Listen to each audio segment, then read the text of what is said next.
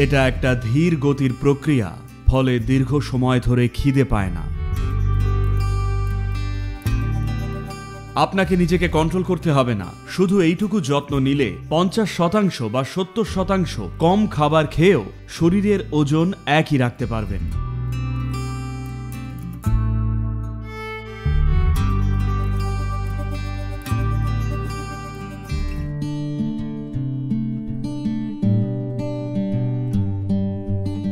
আপনার মোট খাবারের অন্তত 50% মিলেটের হলে, যদি ভ্রমণ বা অন্যান্য কারণে 100% নাও পারেন, 50% রাখলেও দেখবেন 3টে জিনিস।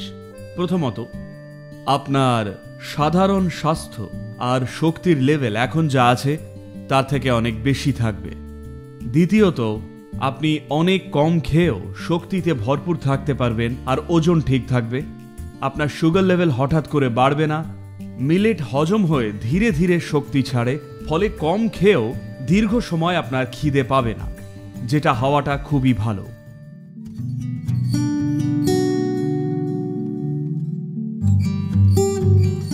দেখুন, অনেক মানুষেরই একটা প্রবণতা থাকে, তারা সারাদিন ধরে কিছু করুক বা না করুক অনবরত টুকটাক খেতেই থাকেন।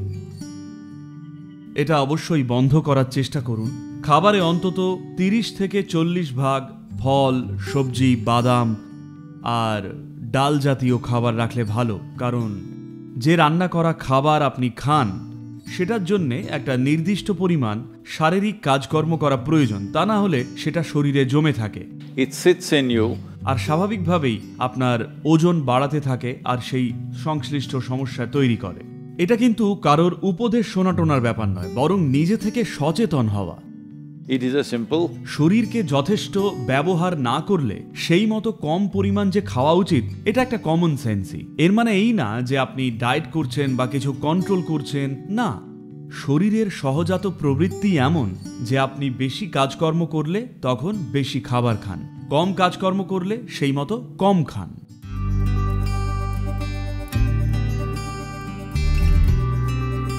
তো যোগের পরম্পরায় চিরকাল বলা হয়, দুটো বড় মিল খাওয়ার মাঝে অন্তত 8 ঘন্টার ব্যবধান রাখা উচিত। যদি 8 ঘন্টা সম্ভব না হয়, আমি তো বলবো বেশিরভাগ জনের ক্ষেত্রে 5 থেকে 6 ঘন্টা ব্যবধান তো অবশ্যই রাখা উচিত। তা না হলে অবধারিতভাবেই আপনি শারীরিক স্বাস্থ্যের নিরিখে কোনো না কোনো সমস্যা ডেকে আনছেন। তো এই 8 ঘন্টার ব্যবধান আমরা সব সময় রেখে চলি। যেমনটা আপনারা জানেন, যোগা সেন্টারে আমরা সকাল 10টায় আর সন্ধে 7টায় খাই, আর তারপর খাওয়া আবার পরের দিন সকাল 10টায়। তাই স্বাভাবিকভাবেই পরের খাবারের আগে 13 থেকে 14 ঘন্টার বিরতি থেকেই যায়। আর বিরতির সময় অনেক শারীরিক কাজকর্ম, সাধনা এবং নানান রকম প্রসেস তো থাকেই। যদি আপনার উচ্চতার হিসেবে আপনার কতটা ওজন হওয়া উচিত বা কতটা পেশি থাকা উচিত, শুধু যদি এটুকু খেয়াল রাখেন, যদি আপনি এটা নিয়ন্ত্রণ করতে পারেন, কতটা খাবেন সেটা আপনিই ঠিক করুন। এমন নয় যে সবকিছুর জন্য প্রেসক্রিপশন লাগবে, এটা শুধু বুদ্ধিমানের মতো খাওয়া। যখনই সামনে খাবার আসে তখনই খাবেন না, বাধ্য হয়ে খাবেন না। যখন মনে হবে শরীরের শক্তি আর রক্ষণাবেক্ষণের জন্য খাওয়া দরকার, শুধুমাত্র তখনই খাবেন।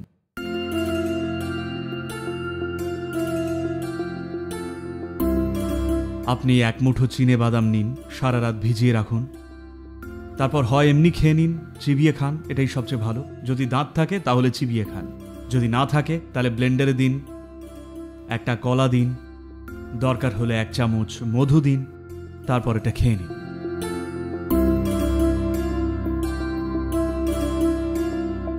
আপনি শুধু গিয়ে এই ধরনের ডায়েট করুন, শরীরকে এটা খেতে অভ্যস্ত করুন। এতে প্রয়োজনীয় প্রোটিন আছে, সমস্ত কিছুই আছে। যদি আপনার কাছে মধু থাকে তাহলে ভালো, একটা ফল আর চিনেবাদাম, শুধু দেখে নিন যেন এটা অর্গানিক হয়। টিকে থাকার জন্য এটাই যথেষ্ট। আরেকটা উপায়, ভারতে আমরা শুধু বলি একটা নারকোল আর এতটা মধু, ব্যাস হয়ে গেল, আর কিচ্ছু লাগে না। শরীর একদম ঠিক থাকবে, ওজন কমবে না। বিশেষ করে যদি আপনি এই পরিমাণ চিনেবাদাম খান তাহলে ওজন কমবে না।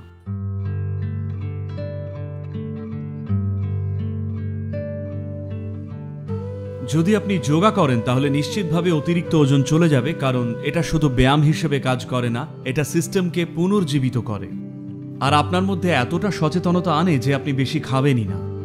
এটা এই জন্যে নয় যে কেউ আপনাকে বলছে ডায়েটে যান, একবার শরীরে একটা নির্দিষ্ট মাত্রার সচেতনতা চলে এলে আপনার শরীর এমনই হয়ে যায়, এটা শুধু যতটুকু দরকার ততটুকুই খাবে। আপনি কিন্তু কোনোভাবেই নিজের জীবনকে নিয়ন্ত্রণ করছেন না। দেখুন, বড় একটা পার্থক্য হলো, যদি আপনি অন্য ব্যায়াম করেন বা কোনো ডায়েটিং প্রক্রিয়ার মধ্যে থাকেন, আপনি সবসময় নিজেকে নিয়ন্ত্রণ করার চেষ্টা করছেন। যোগ ব্যায়াম বা যোগের অনুশীলনের ক্ষেত্রে আপনাকে নিজেকে নিয়ন্ত্রণ করতে হয় না, আপনি শুধু শৃঙ্খলা মেনে চলুন।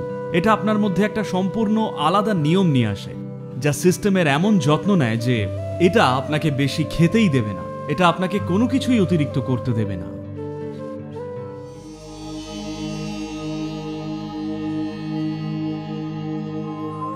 যদি আপনি শরীরের প্রাকৃতিক চক্রগুলো লক্ষ্য করেন, দেখবেন 11 থেকে 14 দিনে একবার শরীর একদিন খাবার ছাড়া থাকতে চায়।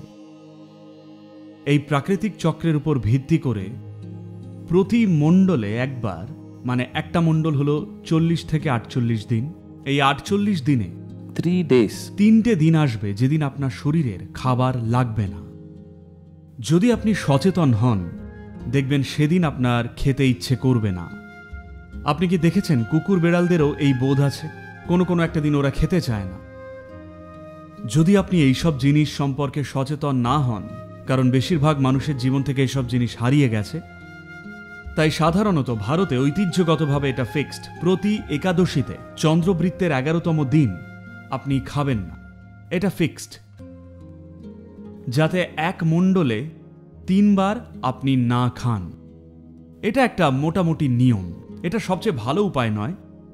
যদি আপনি সচেতন হন, যেদিন শরীর খাবার চায় না সেদিন না খাওয়াই সবচেয়ে ভালো একটা উপায়।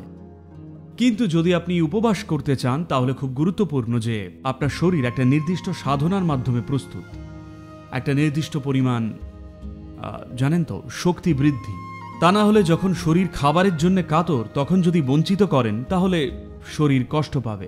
নিজেকে শুধু খাবার থেকে বঞ্চিত করার বদলে জুসের ডায়েটে যাওয়া বেশি ভালো। সবজি আর ফলের রসের ডায়েট বা চাল কুমড়ো, বুঝলেন তো, চাল কুমড়োর জুস খুব ভালো জিনিস। চাল কুমড়ো, লেবু আর একটু মধু, শুধু 2-3 দিন এইটাতে থাকা শরীরের জন্য দারুণ ক্লিনজিং এর কাজ করে আর পুনর্জীবনদায়ক। তাই মাসে 1 দিন বা 2 দিন শুধু এটাতে থাকা শুধু উপবাস করার চেয়ে ভালো। কিছুদিন পর যদি সকালে 1 গ্লাস জুস খেয়ে সন্ধে পর্যন্ত আর কিছু খেতে ইচ্ছে না করে, শুধু জল, ঠিক আছে, শরীরের কোনো কষ্ট ছাড়াই, তখন উপবাস করা ঠিক আছে। Then it's okay to fast.